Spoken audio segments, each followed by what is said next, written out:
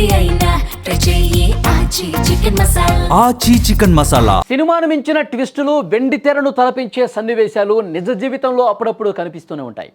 అచ్చం అలాంటి ఒక సంచలనమైన ఘటన మధ్యప్రదేశ్ రాజధాని భోపాల్లో జరిగింది.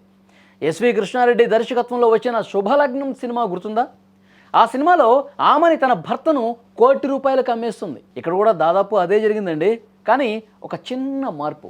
కోర్టు సాక్షిగా జరిగిన ఈ వింత డీల్ వెనుక అసలు ట్విస్ట్ ఏంటో ఇప్పుడు చూద్దాం. నేటి సమాజంలో వివాహేతర సంబంధాలు ప్రాణాలు తీస్తున్నాయి. భర్తకు అడ్డుగా ఉందని భార్యను, ప్రియుడి కోసం భర్తను కడతేర్చుతున్నటువంటి కిరాతకమైన ఘటనలు ప్రతిరోజు దేశం మొత్తం మీద ఏదో మూల మనం చూస్తూనే ఉన్నాం. కానీ భోపాల్లో జరిగిన ఈ ఉదంతం వింటే మీరు ముక్కున వేలేసుకుంటారు సుమా. ఇక్కడ రక్తం చెందలేదు, హత్యలు జరగలేదు, కేవలం సెటిల్మెంట్ జరిగింది. ఎస్, ఒక ప్రియురాలు తన ప్రియుడి కోసం ఏకంగా ₹1.5 కోటి చెల్లించి అతని భార్య నుంచి కొనుగోలు చేసింది. వినడానికి విడ్డూరంగా ఉన్నా ఇది అక్షరాల నిజం. భోపాల్కు చెందిన 42 ఏళ్ల వ్యక్తికి 23 ఏళ్ల క్రితమే పెళ్ళయింది. వాళ్ళకి 2 ఆడపిల్లలు. సంసారం సాఫీగా సాగుతున్న సమయంలో ఆ వ్యక్తికి తన కార్యాలయంలో పనిచేసే ఒక యువతితో పరిచయం ఏర్పడింది. అది కాస్త ప్రేమగా మారింది. అది వివాహేతర బంధానికి దారితీసింది.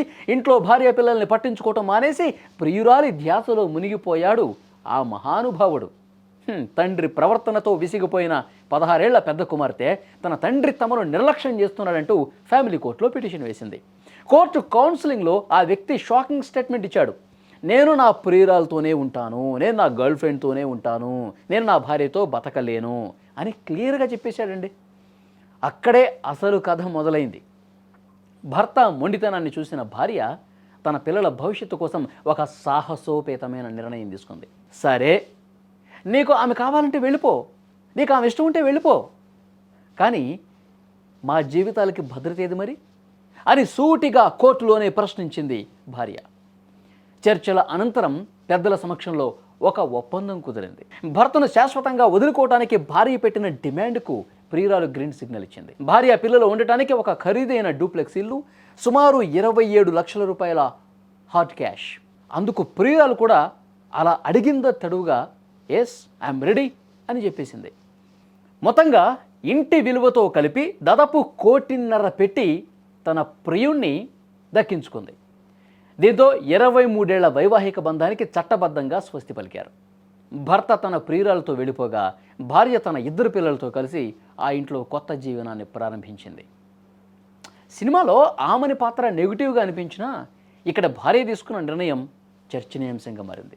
నమ్మకం లేని మనిషితో పోరాడి ప్రాణాలు తీసుకోవటం కంటే పిల్లల భవిష్యత్తు కోసం ఆస్తిని తీసుకోవటమే ఉత్తమం అని నెటిజన్స్ కామెంట్లు కూడా పెడుతున్నారు. ఏదేమైనా భోపాల్లో జరిగిన ఈ రియల్ శుభలగ్నం ఇప్పుడు దేశం మొత్తం కూడా హాట్ టాపిక్గా మారింది. మరి ఈ ఘటన మీద మీరేమంటారో కామెంట్ బాక్స్లో తప్పకుండా తెలియజేయండి.